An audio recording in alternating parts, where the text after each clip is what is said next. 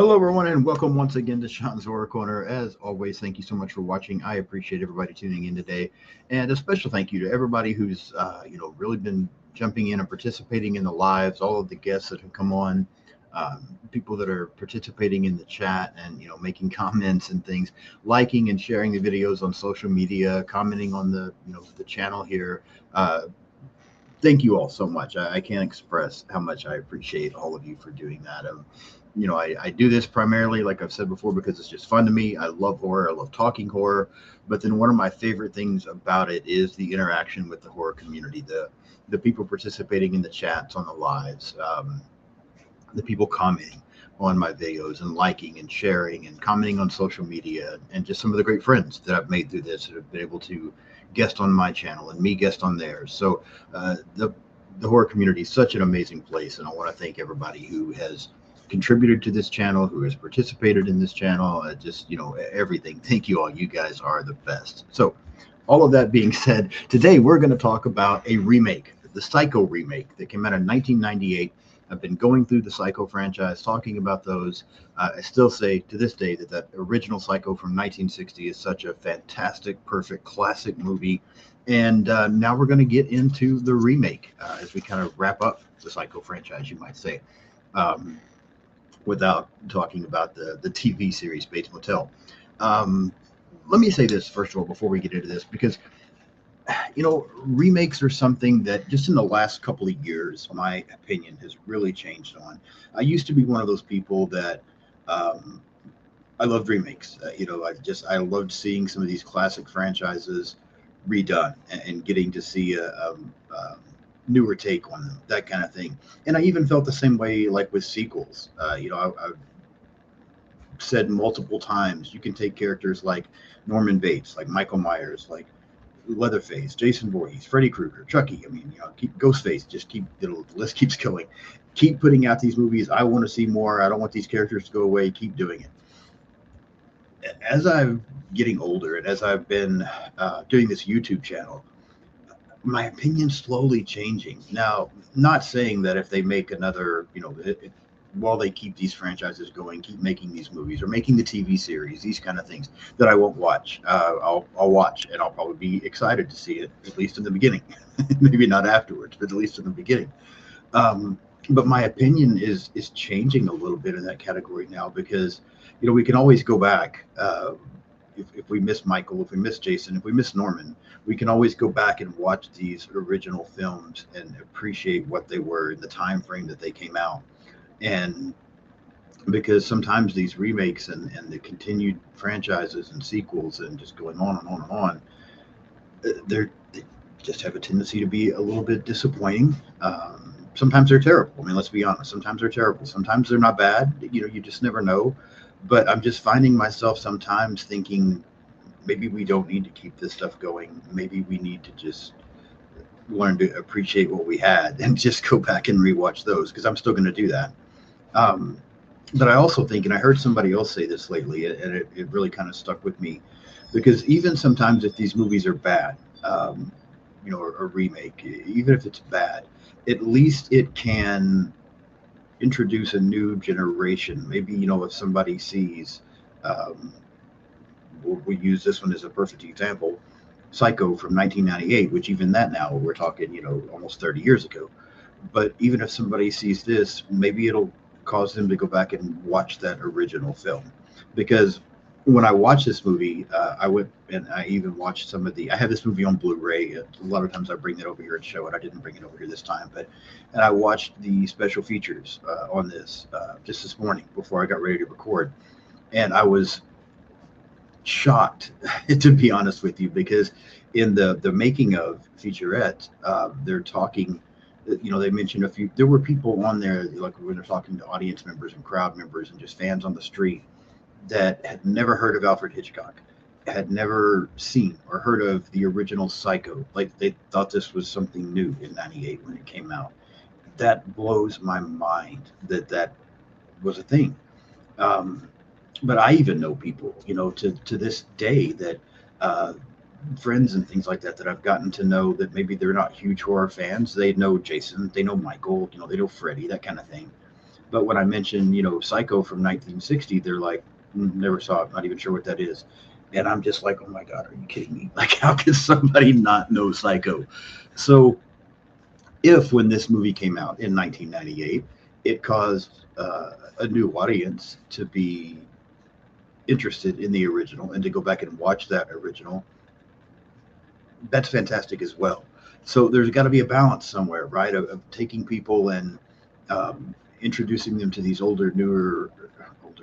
That made absolutely no sense. You could tell it's early. Introducing people to these older movies or introducing people to these original movies and letting them go back and watch those because I find that, like in the case of Psycho, again from 1960, talking to, I'm 54, but talking to younger people that had never seen the original Psycho, and then they go back and watch it, and they come to me and they're like, "Wow, that was really good," and I'm like, "Yes, of course. How could you have never seen it?" But I mean, that's just kind of the way it works. So I have. I'm saying all of that to say this: I have these mixed feelings and these mixed opinions on. Do we need remakes? Do we need to continue some of these franchises on? Part of me says no. Let's just go back and appreciate what we had. But then there's another part of me that's like, if it's introducing a new audience to some of these classics, then um, that's not bad. So I guess it's okay. So it's I don't know. Let me know in the comments what you think about remakes and it introducing a new audience to originals, that kind of thing. I'm very curious because I'm torn on that. All right, enough of me rambling. Let's get into this Psycho remake from 1998. Again, it's hard for me to believe that even this is 30 years old, but put on my glasses so I can see my notes. Psycho tagline for this film was check in, relax, take a shower. Brief synopsis for this movie: a young female embezzler arrives at the Bates Motel, which has terrible secrets of its own. Again, if you do know the original Psycho, you already know what this movie is about. And this is pretty much a shot-for-shot remake. Film released December 4th of 1998, directed by Gus Van Sant, distributed by Universal Pictures, 104-minute runtime, $25 million budget, $37.2 million at the box office. So it made its money back. Wasn't a huge hit, but it did make its money back. Cast for the film: Vince Vaughn, Anne Hesh, Julianne Moore, Viggo Mortensen, and William H. Macy. I'll stop there and let's talk cast and characters because I really think that's the biggest thing about this movie. Um, because I had probably back when it first came out. And my opinion for the last almost 30 years is that this movie is absolutely horrible. That's what I have thought for quite some time about this film. Watching it again this morning, this movie is not terrible. I want to say that. We'll get into a little bit more as we start to go through the plot and wrap this up, my overall thoughts on the movie itself. But I don't think this is a horrible movie. Um, but it's a terrible remake, if that makes sense. And a lot of it has to do with characters. Because it's so odd when you look at this cast, and again, these names: Vince Vaughn, Anne Hesh, Julianne Moore, Viggo Mortensen, William H. Macy. This is an all-star cast. This is a tremendous ensemble that was put together for this movie. So it's a great cast. That being said, these are not good performances. Primarily Vince Vaughn. And I like Vince Vaughn. He's great in some things that I've seen him in. He's a good comedy actor, and he can do other stuff too. He does a great job in, I think it's called Domestic Disturbance, if I remember correctly. He's good in that role. So it's not that he can't play a different type of role than comedy, but his performance as Norman Bates just bothers me so much. I hate to say this because I'm not an actor, so I probably couldn't do any better, right? But it's just not Norman. I've had that conversation before talking about other horror films. It's hard for me to imagine anybody else as Freddy. It's hard for me to imagine anybody else to do the voice of Chucky. It's hard for me to, imagine some of these iconic characters being portrayed by someone other than what we already know. It just doesn't seem possible. And Norman Bates is similar. I don't think anybody is ever going to be able to play Norman Bates the way Anthony Perkins did. Now, the young man, and I'm drawing a blank on his name right now, that played Norman in the Bates Motel, he did a really good job. I thought he was outstanding, but it was a different version of Norman that we were seeing throughout this. So I was okay with it. For this to be the exact same Norman, for this to be the exact same script they did use the exact same script and a shot for shot remake. Vince Vaughn as Norman Bates does not work, and it's the biggest problem with this movie because the biggest standout from Psycho. Not only is the story great, that kind of thing, but Anthony Perkins' performance as Norman was perfect, and Vince Vaughn's is not even close to that. So it's not that I don't like this cast. Again, this is an all-star cast, but these performances are not that solid, even from some of the other actors. There's times where I'm like, okay, this isn't bad, and then I see the rest of it, and I'm like, no, this is not landing the same way that the original cast did this. I think Anne Hesh is really good, and I don't mind her performance as Marion. I actually think she's pretty good as Marion in this film. Um, the rest of this cast, though, Vince Vaughn, Julianne Moore, Viggo Mortensen, William H. Macy, all incredibly talented actors, their performances, these characters, are nowhere near as good as the performances we got in the original film, in my opinion. And that's a big, big problem with this movie. Just a couple of behind the scenes, well, story, it's the same story from the original cycle. The story is great. And it's a shot for shot remake. So if I love the story in the original, how can I not love this story as well? Cinematography is fine. I think we get some good shots. Even it does not compare to the original film, in my opinion. But we get some good things here and there. There are some good shots in this film, and it's not terrible. Again, it's just not the original. Score, we do get that classic score, and I really appreciated that. Even as this movie is coming on, just hearing that score, Psycho is one of the greatest scores of all time, in my opinion, and so it is fantastic getting to hear that again. Just a couple of behind the scenes notes, real quick. During filming, director Gus Van Sant brought a DVD player and played the original Psycho throughout them shooting this film for reference, wanting things to be as similar as possible. The remake upgrades the embezzlement amount from $40,000 to $400,000 to adjust for inflation. Anne Hesh was the only cast member who had not seen the original film. Now, again, they're playing it while they're making this movie, so she's seeing it then, but she had not seen the original Psycho prior to starring in this. Actors Tobey Maguire, Christian Bale, Henry Thomas, and Joaquin Phoenix were all considered for the role of Norman. I talked about having a problem with Vince Vaughn's performance here. Do I think any of these other guys could have done it better? I'm curious. I don't think Tobey Maguire could have pulled this off. Nothing against him, but I just can't imagine that. Christian Bale, we saw what he could do in American Psycho, so maybe he could have been fine here. Henry Thomas is interesting to me because he played Norman in Psycho 4, which I don't think is as bad as a lot of people do. So that would have been interesting maybe to see what he would have done with this role. And I don't know, for some reason I think Joaquin Phoenix might could have pulled it off as well, but I just don't think any of them would have been able to do what Anthony Perkins did. I've already stated that, but some interesting things to think about there, just to wonder how some of these bigger names could have done at the same time. All right, let's get into this a little bit. Again, we already know this plot, we already know this story, but we're going to walk through it a little bit here anyway and just discuss a few things. We open up with this film, again, with that classic score. Loved it right off the bat, getting to hear this music again. We get a shot of Phoenix, Arizona, and we meet Marion Crane and Sam Loomis in the hotel, having the conversation. They cannot get married because of Sam's debt. He's wanting to get out of debt before they can be together. We get Marion then in her office. We get the guy coming in with the $400,000 cash. It's a shot for shot remake, so I don't have to go into a lot of detail as to what's happening here. But Marion, taking the $400,000 and then ends up taking off with the money. We get the scene where she, falls asleep on the side of the road, and the cop comes up. It gets very similar.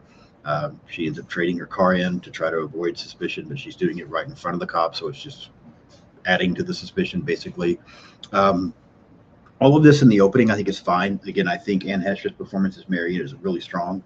I think this is the best performance of the movie, is Anne Hesh's performance as Marion. I think she does really well in this film. So I think all of this is fine. Again, shot for shot. I know I keep saying that, but this is a shot for shot remake. It's all fine. It doesn't seem to have quite that same charm that the original had, but it's still fine. Not bad. And so when I was watching this morning and I saw this opening, I'm like, okay, this isn't terrible. I don't know why I thought it was terrible. It's not the original, but it's not terrible. And then we continue. We get Marion, she's driving. We're hearing all of the things, going on with, her boss getting suspicious of the money missing and people looking for her. We get the storm, and so she arrives at the Bates Motel, and we meet Norman, played by Vince Vaughn. And then we get the interaction between Norman and Marion, where, he's checking her into the hotel. She agrees to eat dinner with him, and he goes back up to the house to get it. We hear the arguments with Mother, and then we get the interaction afterwards where he comes back down with the food between Marion and Norman, shot for shot, same script. I keep repeating myself. Um, Marion makes a decision that she wants to go back to Phoenix the next day and return the money. And then we get, of course, a scene where, she's back in her hotel room and she's getting ready to take a shower. Norman is watching her through a hole in the wall and masturbating while he watches. And then we get the shower kill, and, the classic shower kill from the first movie.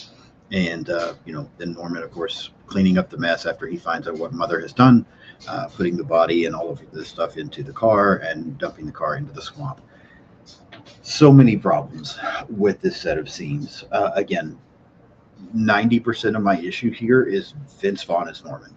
It just doesn't work. There's not this.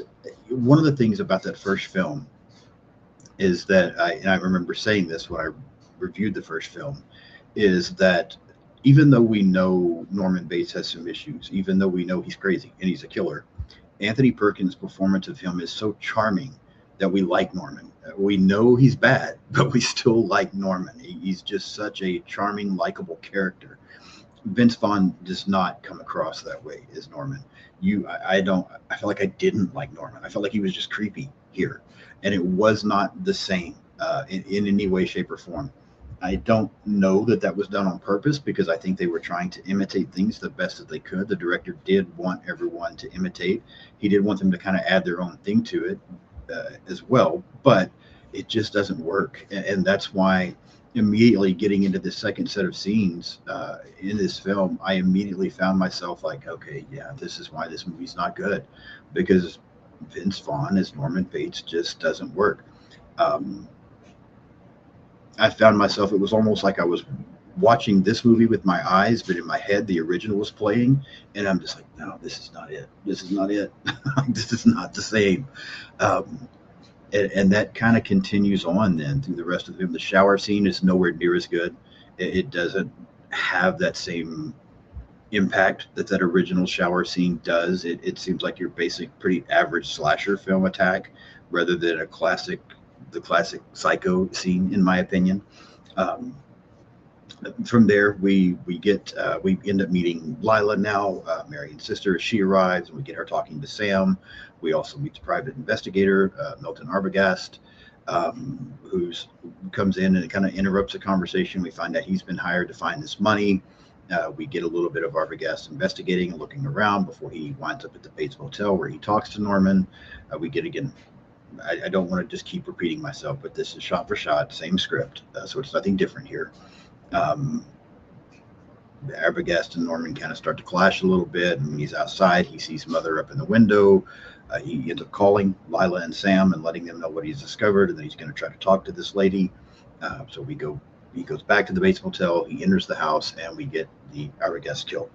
Um, and again, I found myself through this here thinking the same thing that I just thought in those second set of scenes. William H. Macy's an incredibly talented actor. I just didn't like his performance as Arbogast. I don't think it's as great as the previous actor that had done this role. Um, I didn't feel like I was being impacted in any way, shape, or form watching this remake in the same way that I felt watching that original. I mean, it's all just, I feel like watching this movie, the original is such a masterpiece. It probably should have been it should have been, no, probably, it should have been left alone, because they were not able to capture that same thing. And that's what I found here as well. So here, not only was I not buying Vince Vaughn as Norman, I wasn't buying Lila. I wasn't really buying, I guess Sam's okay, but I wasn't 100% there either. And I'm not buying Arbogast. It's just the performances are really hurting the film. And it's a shame, because it's an incredibly talented cast. They just don't do these roles. It just doesn't work for me. Uh, Arbogast kill. It looks amazing the way it's shot in the first film. Here they try to duplicate the shot, but again, it doesn't look as well. It almost looks fake here, in my opinion. There's just so many things wrong with the late beginning to middle, early end of this film. Um, Now, with Arbogast being killed, Sam goes looking for him for a few moments. He and Lila talk. They end up meeting, of course, with Sheriff Chambers, who reveals to them that, because they mentioned the old lady in the window, he reveals to them that Mrs. Mates died in a murder-suicide. Lila and Sam check into the motel. They find a few clues there that make them realize something's wrong, like no shower curtain and finding a piece of paper that had some of the figures and, the numbers and stuff that Marion was writing down. Sam goes to distract Norman while Lila enters the house and begin to look around. Um, just like in the first film, I don't understand. The one issue I have with the first film is I don't know why Sam provoked Norman if they were trying to really truly distract him while Lila's looking around in the house. And I don't think provoking him and irritating him is a way to do so. But that's what was done in the original, and that's what's done here. So Norman knocks out Sam and takes off towards the house. Lila goes to hide in the fruit cellar, but of course she finds the mummified corpse of Mrs. Bates before Norman comes in and attacks her. Sam also, though, is able to then come in and kind of subdue Norman, and they're able to hold on to him. One thing they do differently here is while Sam's holding on to Norman, Lila kicks him, I guess, to help Sam get a better grip. That was different. But again, here, the movie's fine. Watching this set of scenes, I'm like, this is fine. It's okay, but it just none of this has again the same impact, the same appeal, the same charisma, the same charm of that original film. And as we wrap things up in the police station, we've got the psychiatrist explaining that Norman basically had become his mother. That years ago, out of jealousy, Norman killed mother and her lover. And then he ended up becoming his mother, that he had killed two other women, that he killed Marion, that he killed Arbogast, and now Mother has taken over. We get the scene of Norman in the cell hearing Mother's voice talking. Again, nowhere near the impact of that original film. It just doesn't, I don't buy any of this. And then we see the car being retrieved from the swamp before the film ends. And that's it. That's the Psycho remake. I don't know if doing a shot-for-shot exact same script was a good idea. Well, I didn't take that back. I do know that was not a good idea. I don't know, though, that if they had made more changes to try to make it its own thing, if that would have worked either.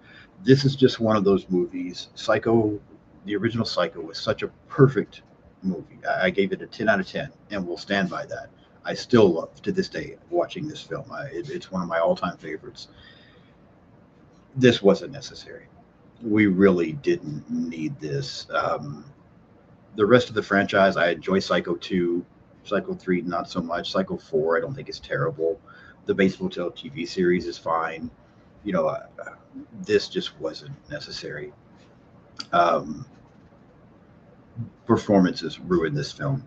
Just, nobody in this movie, with the exception of Anne Hesh, in my opinion, captures anything anywhere near close to what we got in the original film. The fact that it's updated and in color, and things were better, and they had better cameras, that kind of stuff, it doesn't work. It takes away the charm of the original Psycho, honestly. And so when I watch this movie, I don't think it's horrible. It's not a horrible movie, but it's a horrible Psycho movie, and it just doesn't really work for me. My scale of 1 out of 10, I was trying to at least be able to give it a 5. I was like, can I at least give this a 5 to say it's average? Because again, it's a great story, and I love the original. So something that I love that original so much and gave it 10 out of 10, we just did the exact same thing. Can I at least say that it's average? But I don't think I can, because the performances just kill this. I'm going to give this Psycho remake from 1998. It's not good. Is it horrible? Maybe not quite. I'm going to say 3, and I feel like that's being generous. I'll go 3 out of 10 on this Psycho remake from 1998, and it's just a performance issue. And I hate to say that, because these are some incredibly talented actors in this movie. It's a fantastic cast, but it's not a fantastic cast for this movie, because they just don't do it the way it was originally done, and it doesn't work. And Vince Vaughn does not work as Norman Bates. That's my thoughts. 3 out of 10 on the Psycho remake from 1998. Let me know what you think. I'm curious if you like this movie. Do you feel the same way I do? Do you think it's kind of average?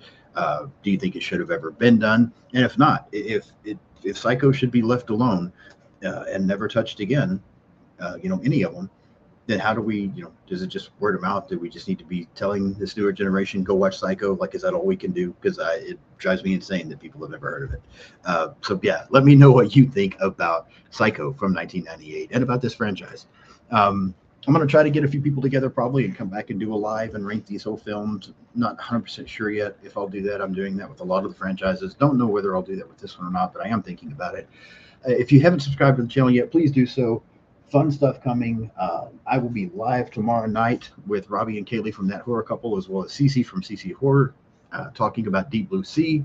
Also, this week I have episodes coming out on The Nun with Mike from Mike and Serial, and on the new movie Hungry. I'm also going to be talking about that one later this week, the hippo horror movie. So that's going to be fun. Subscribe so you don't miss anything. Follow me on social media. I'm pretty much on everything out there: Blue Sky, Instagram, Threads, X, TikTok, Letterboxd.